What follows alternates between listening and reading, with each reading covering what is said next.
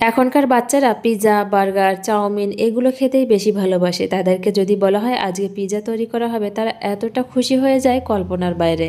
ঘরে যদি কোনো সবজি রান্না করা হয় তারা তো একদমই খেতে চাইবে না। তাই বাচ্চাদের সবজি খাওয়ানোর জন্য আমাদের মায়েদের নানা রকমের আইডিয়া কাজে লাগাতে হয়। আজকে আমি দারুণ একটা আইডিয়া কাজে লাগিয়েছি। এভাবে তৈরি করে দিতে পারেন, সবজিও খাওয়ানো হয়ে যাবে, তাদের পিৎজাও খাওয়ানো হয়ে যাবে। একটা মিক্সিং বলে দিয়ে দিচ্ছি 1 বাটি সুজি। আমি এখানে ছোট দানার সুজি নিয়েছি, বড় দানার সুজি নিলে মিক্সিতে ব্লেন্ড করে নিতে হবে। হাফ বাটির থেকে একটু বেশি পরিমাণে টক দই নিয়েছি, তার সাথে হাফ বাটির থেকে একটু বেশি পরিমাণে জল নিয়েছি। এগুলো দিয়ে একসাথে ভালো করে মিশিয়ে নেব। একসাথে বেশি পরিমাণে জল দেওয়া যাবে না, দইয়ের ভিতরে জল থেকে, তাই হাফ বাটির থেকে একটু বেশি পরিমাণে জল দিয়ে প্রথমে মিশিয়ে নিতে হবে।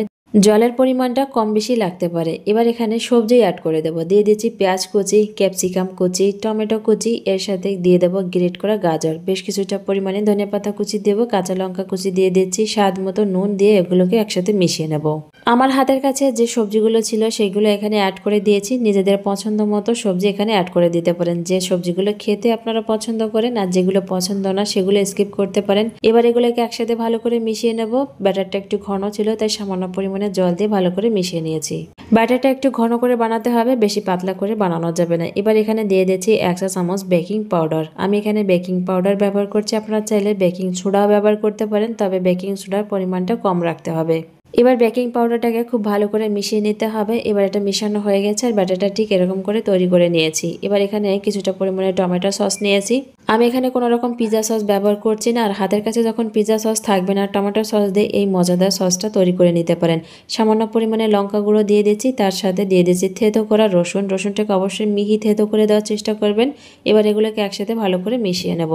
পিৎজা সস দিয়ে পিৎজা না বানিয়ে এভাবে একবার সস বানিয়ে পিৎজা খেয়ে দেখুন, কথা দিচ্ছি পিৎজা সস আর কখনোই কিনতে চাইবে না। খেতে এতটা বেশি মজার হয়। নন স্টিকের প্যান নিয়েছি, প্যানটাকে হালকা গরম করে তেল ব্রাশ করে নেব। আর এটা অবশ্যই প্যানে বানানোর চেষ্টা করবেন, কড়াইতে বানাতে গেলে লেগে যেতে পারে।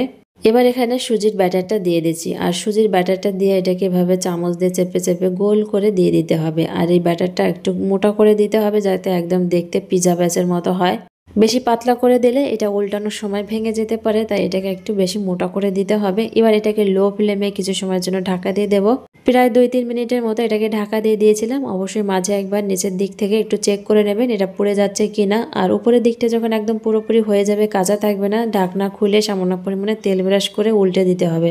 উল্টানোর পর দেখে বুঝতে পারছেন নিচের দিকটা একদম ঠিকঠাক মতো সেকা হয়ে গেছে। এবার এখানে যে সসটি বানিয়েছিলাম সেই সস এখানে লাগিয়ে নিলাম। আপনারা চাইলে যে কোনো সাইডে সসটা লাগিয়ে নিতে পারেন। আমি নিচের দিকটায় সস লাগিয়ে নিয়েছি, এখানে মোজারেলা চিজ দিয়ে দিয়েছি। এই সস বা মোজারেলা চিজ দিতে দিতে নিচের দিকটাও কুক হয়ে যাবে।